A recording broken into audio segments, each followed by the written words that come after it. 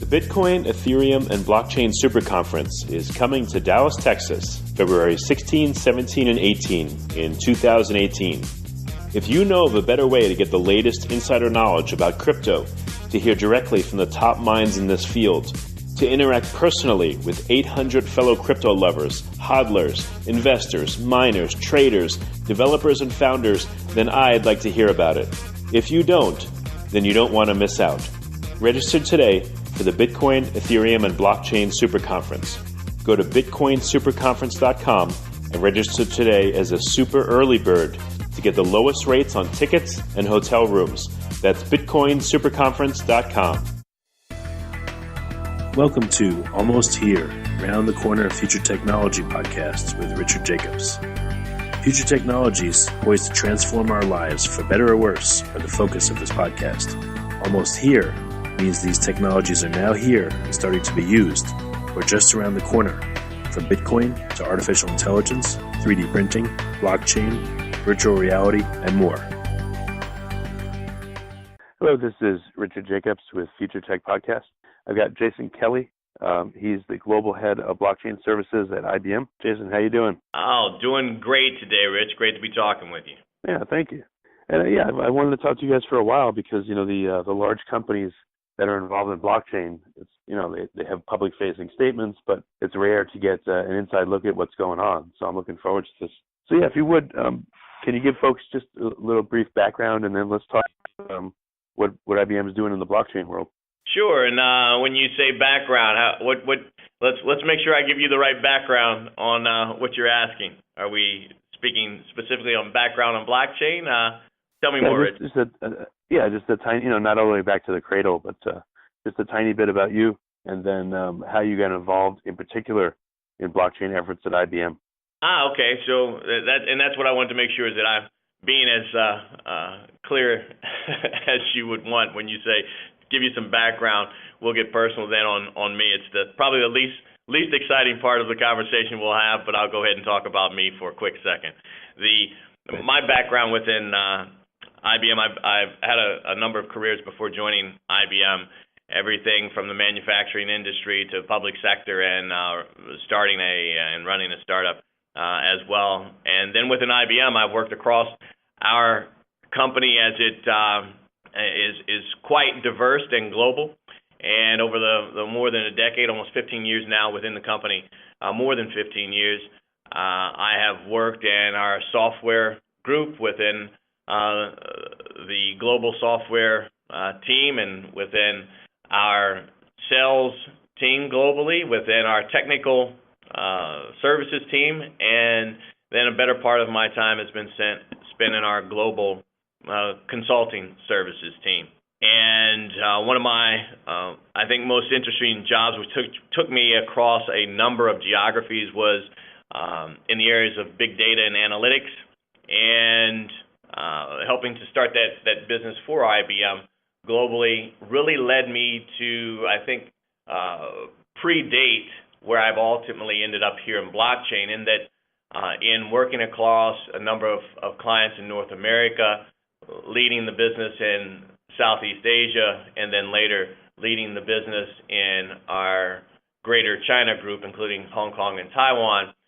While we had great success and continue that success in big data and analytics, which has now evolved to cognitive, there's always been these elusive factors with regards to being able to move quickly, and they've been data quality as well as access to data. So put that on the shelf, and I'll keep going and tell you exactly how I got into blockchain. So remember, data quality and access. I then, from that big data and analytics piece, Rich, jumped into leading our solutions globally. And when I say solutions, that's solutions for IBM that involve services, hardware, software, so end-to-end services. And as part of that, did a couple experiments, if you will, a couple of years back with blockchain, and was amazed with the capability to touch on those two items I just mentioned, which are access and quality of data.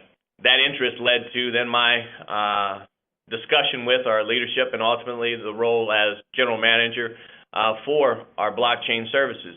And now I'd say that's probably the most exciting thing that that I have done and could be doing with our 107-year-old startup of a company we call IBM.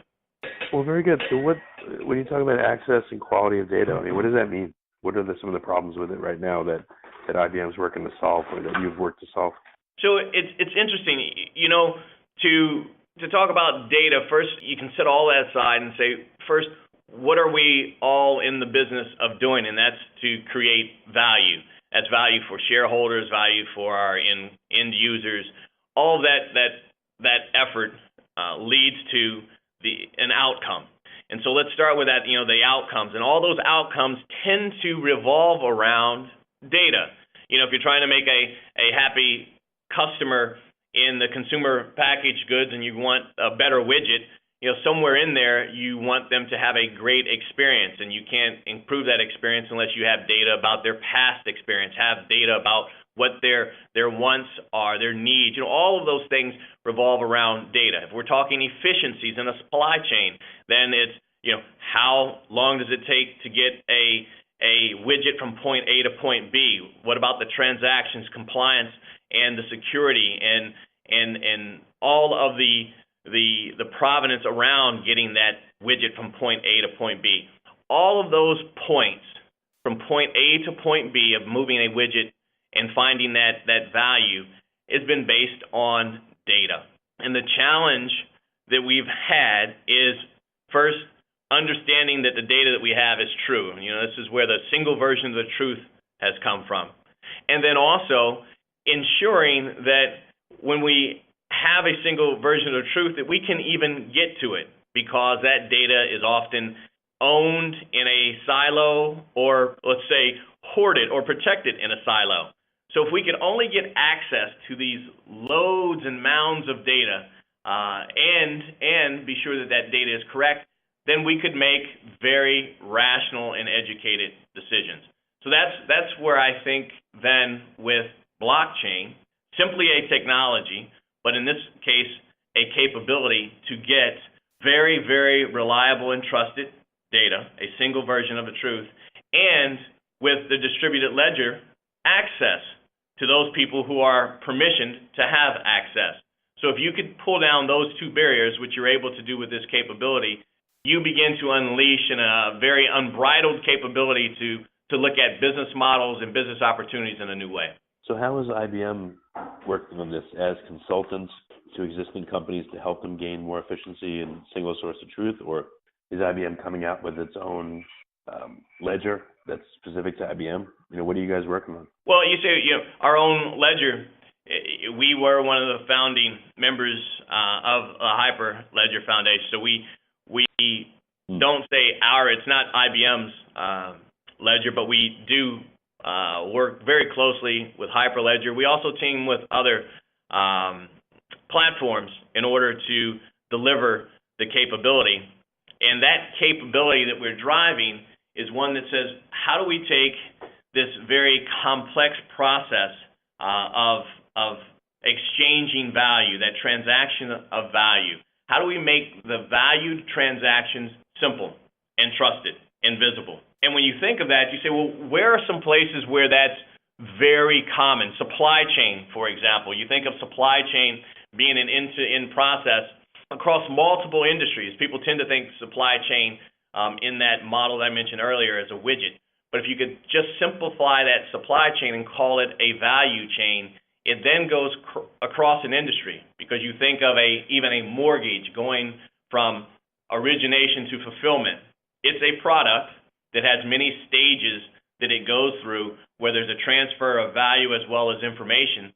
And if you could only give that very transparent capability to that data, ensure that data is correct, you actually then could deliver the value that we talk about with blockchain, of removing the intermediaries by allowing those people in that transaction to transact and pull that value back into that product itself. So what are we doing? We're focused on complex transactions, or those multi-step transactions where you can deliver value. You look at those types of transactions, and they include the three Ps, as we call it.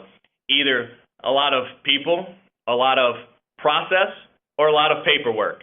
And so you tend to look at, back to this value chain, examples that begin to look like the things that we're working on. It begins to look like our food safety effort that we launched with Walmart that now includes 10 other founding partners in the food safety effort. Some of those even competitors, or one people would think would be competitors with Walmart, such as Kroger. But it goes across Golden State Foods, Tyson, Unilever, Dole, Driscoll's, and the like. You know, those members in food safety say, how do we get a food product from farm to fork, and do that with a lot of assurance and provenance and speed? We think about food safety as a challenge in and of itself. You know, this is all outcomes based, as I mentioned. So why do that? Why attack this challenge of the three Ps if there's not a payback? You think of food safety, something that we can really metric, where we know there's 48 million people a year getting sick, 128,000 of those hospitalized, some 3,000 of those people dying from foodborne illnesses. It's something that you can touch and feel and measure. So that's where you could have an outcome by applying this capability. Or it could be in a process such as the shipping portion of a supply chain, where there's a lot of people, process, and paperwork, such as the work that we're doing with Maersk, where Maersk said, IBM, let's work together in order to minimize the paper-based documentation of getting this widget, whatever it may be, from point A to point B, farm to fork in the example of Walmart and the Food Safety Network, where they worked with IBM to say, let's move a shipment of flower bulbs, I believe tulip bulbs, from a port in Kenya to a arrival destination in the Netherlands. And in doing that, Rotterdam, I believe. So in trying to do that, there were some 200 documents that had to be processed from getting it from point A to point Z. So in putting that number of documents, think of that, 200, the stack of paperwork, but not just paper, because people say, oh, well, you're talking document management. No, think of the process, Rich. Think of the process of taking it from each business to the next business to each person. Sometimes are the people there? Could they answer it? Is it, even in some cases, is it a fax that's being sent? If you could pull all of that out, and in this case, they pulled the majority of those documents out. When I say the majority, take a zero off of that and go from 200 to 20. So 10% of what they had, that becomes the outcome that they, Maersk, along with IBM, got to by putting this on a very rapid capability with blockchain. I was going to ask you, so you had a 90% reduction in documentation. What were the other results of it? The cost savings, the time savings? Can you, I don't, if it's proprietary, I understand, but can you give ballparks on the total benefit? So if we look at the total benefit in another one of the examples that I gave, so that you think, time is probably a good measure, and then that will translate itself across a given business, because each business has its own operational cost. So to give you the operational cost of Maersk, and saying that we take 200 documents down to 20, so 90% reduction, you can imagine that there's a multiple of that 90% with regards to the human capital, not just the actual monetary capital that's involved. But then we look at the Walmart example, and Walmart also did work with our team, and we looked at the challenge of this food safety effort of trying to trace a single product, and we found something very simple, which was mangoes at the time, mangoes from farm to fork, or at least farm to store and back. That's the challenge, right? Because if you have a food-borne illness scare, all food is going to be assumed guilty until proven innocent, which is a little bit backward. That means you have to throw it away, right? So yeah, I've heard of thousands of bottles of something pulled from shelves, or tons of food. It creates tremendous waste. You're exactly right. And one third of processed food is often thrown to waste because of uncertainty. And we could continue. We could go to the powdered milk scare in China. We could go to the spinach scare here in the U.S. Everyone has their one example of where there was some foodborne illness scare, and that becomes very understandable when you say, yes, you can't take the chance of assuming that it's okay, because it just takes one case to be the exception. So time is of the essence, and so now let's put the value on that, not a price tag, but let's put a value on those 128,000 cases or those 3,000 lives, which is hard to do, but you can say what we then found in our work with Walmart, where it used to take 6 days and some 20 some hours, almost 7 days in full, in order to find the origin of, let's say, a bad mango. And in the work that we did with Walmart, we were able to shorten that 6 days and 20 odd hours to 13 seconds. So, wow, Rich, I leave that to you to put a dollar figure on with regards to how you value that, with regards to how you can not only potentially save lives, but also save waste in order to pinpoint exactly where the origin of, in this case, foodborne illness or defect is found. So you imagine that. Yeah, no, it's tremendous. I hear about blockchain initiatives from everywhere, and I hear about test cases and all that. When do you see blockchain-based solutions in use, in production, or are they ready? I mean, how far out are we from widespread adoption of these kind of solutions? So widespread adoption is the ultimate question of how fast do we think the current ones that are in production will grow. So the first answer is it's real now, and that's why I gave you a couple examples of networks underway. We have 20 plus networks within IBM. And when I say a network is an operating blockchain network that could be one or multiple clients. And when I say multiple clients, that is the essence of blockchain. It's hard to do it. It's a team sport, so it's not a single player. It will be a founder network where one person or one company stands up and says, I will lead this, and then they bring in their ecosystem.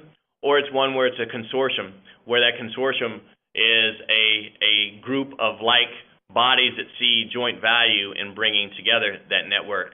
So those networks are now forming across multiple industries. The one that I mentioned here earlier was within the consumer products area. I also mentioned the travel and transportation with regards to shipping. And then we also have many that we are working with regards to the financial services industry. We.Trade is one of the more publicly discussed one, which is a number of 9 banks who have come together for a digital trade chain capability, opening up the availability of trade finance to small, medium enterprises by sharing this information across banks that used to compete. So you're starting to see this move very rapidly. It's no longer experiments. 2016 was the year of blockchain experiments.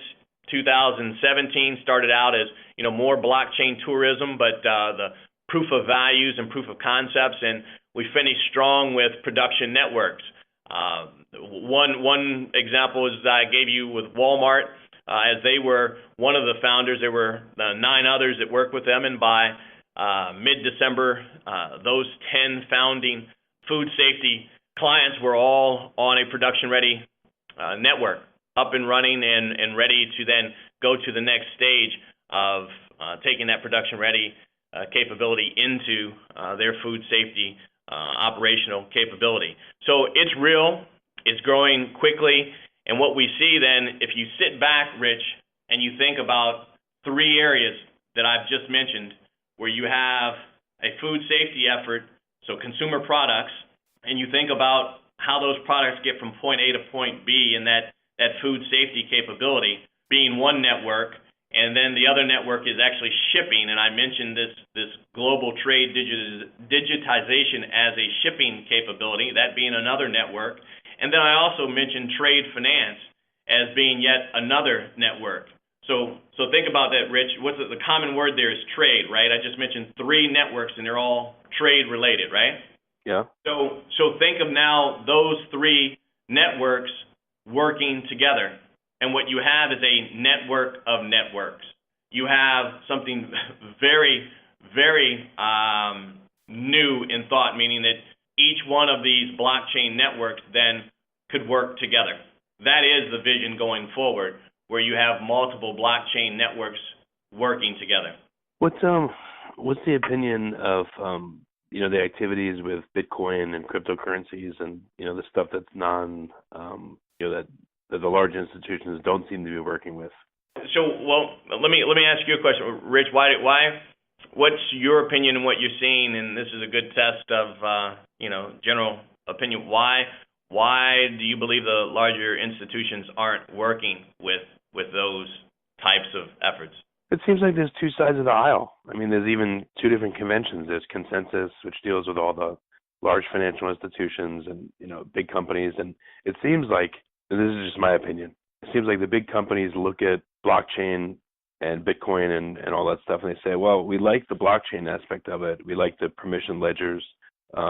You guys, the crypto anarchists or the little guys, you worry about cryptocurrencies. You worry about open public ledgers and things like that. We're going to take the elements we like and use it for other purposes. And both are fine, but it just seems like both sides of the aisle, as I picture it, distrust each other and stay away from each other, and that's the divide I see in the crypto space.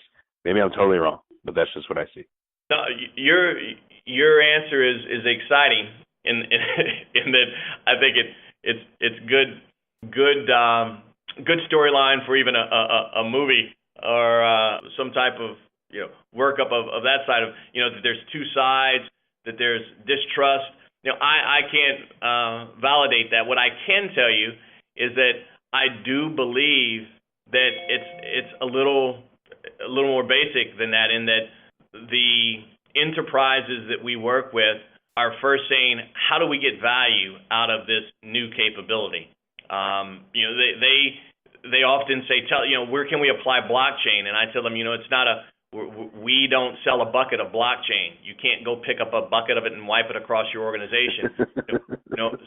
So it's what is it that we're talking about? Is that it's a capability, and what those enterprises are saying is, okay, well, if I look at a public network and a permission network right now, I see more value in a permission network. I see value in outcomes that I can get from the blockchain capability versus the other.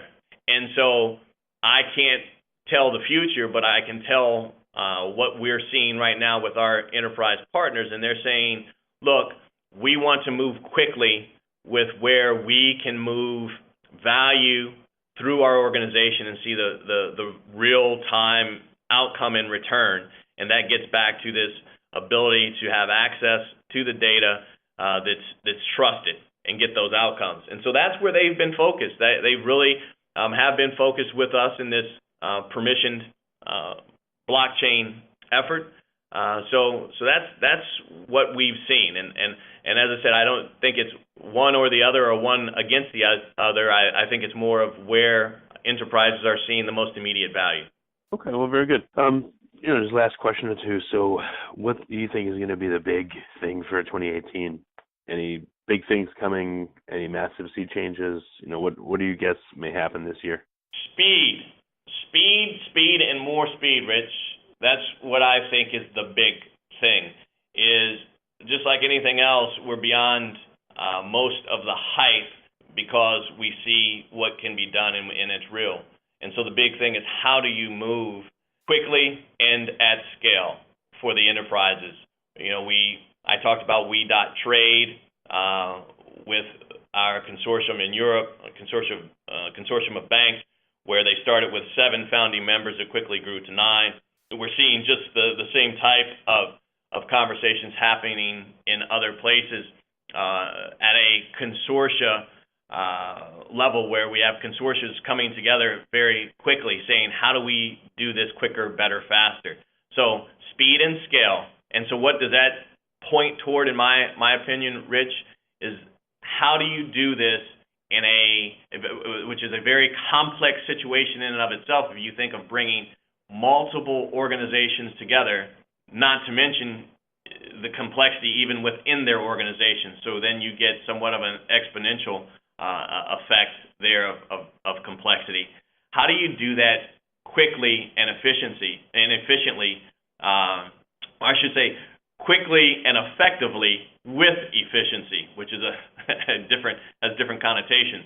That then says the next big thing is not coming at this piecemeal, coming at this from an end-to-end perspective, from the first step of using design thinking to understand what the outcome is for that end user, however they may define that end user persona for that given enterprise, and then having the wherewithal and capability to step through the technology, the business process, the organizational change, the infrastructure, whether it be on-prem or off-prem, and the ultimate delivery capability. Somewhere in there you have design, build, deliver, run in those steps, but I took it to a lower level of granularity because it's just that difficult. That's what I think is the next big thing, is how do you do that together in one capability that's made simple and easy. And so it's tough finding a provider that can do all of those things.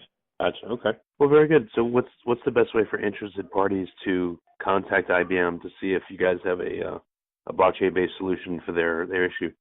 Google IBM blockchain, and you will get to our team. We have one team that's one global team.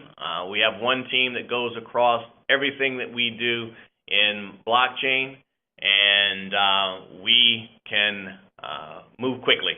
So I say reach out to us directly, and we will entertain all questions and thoughts and be able to help pull together what's needed with whatever questions or needs our potential clients and ecosystem partners, which I want to call out very distinctively here, Rich, is that, I get back to this thought is blockchain is a team sport. So just as interested in the startup and ecosystem partners because they are just as important as any of the players in this equation. Okay, very good. Well, Jason, I appreciate you taking the time. It's been a good talk, and I always enjoy talking to the large companies because I want to get their perspective on this. The little guys are easy to get to, but the bigger ones not so much. Hey, Rich, I say thank you, and thank you for your time. We're just, as I said, the 107-year-old startup moving like a small company in a big space. So thanks for your time, buddy. Look forward to catching up again anytime we can make it happen. The Bitcoin, Ethereum, and Blockchain Super Conference is coming to Dallas, Texas, February 16, 17, and 18 in 2018. If you know of a better way to get the latest insider knowledge about crypto, to hear directly from the top minds in this field, to interact personally with 800 fellow crypto lovers, hodlers, investors, miners, traders, developers, and founders, then I'd like to hear about it. If you don't, then you don't want to miss out. Register today for the Bitcoin, Ethereum, and Blockchain Super Conference.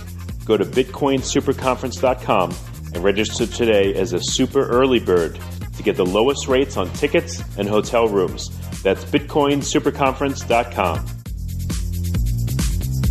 You have been listening to Almost Here, Around the Corner Future Technology podcast with Richard Jacobs. Subscribe to this podcast, post a review to discover more future technologies that are poised to transform our lives for better or worse, such as Bitcoin, artificial intelligence, 3D printing, blockchain, virtual reality, and more.